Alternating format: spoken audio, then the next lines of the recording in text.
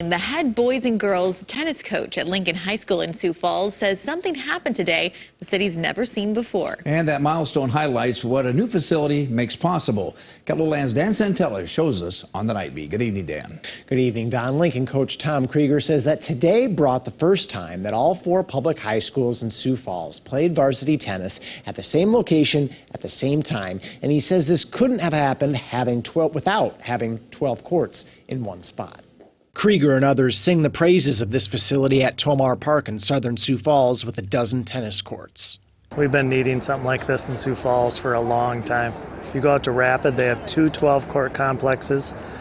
We needed a 12-court complex, so this is amazing. It's really patron-friendly in terms of it's got the broad causeway coming in.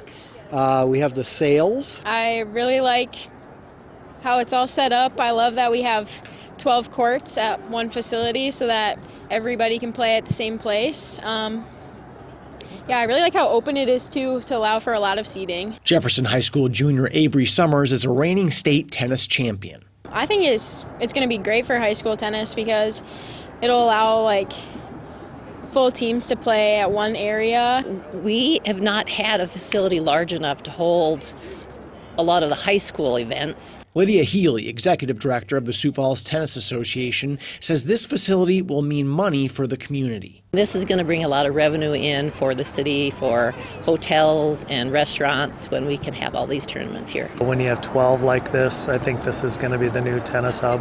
Krieger says Healy was instrumental in this facility coming to fruition. She was the driving force with SFTA in getting this facility built. Absolutely, it will be a hub. This is a great spot for outdoor tennis. Healy estimates that the facility is roughly 98% open. Scorecards and bleachers are still not in place. She says its formal title is the Great Life Cares Foundation Tennis Complex at Tomar Park, with a ribbon cutting coming up next Monday. Thank you, Dan. What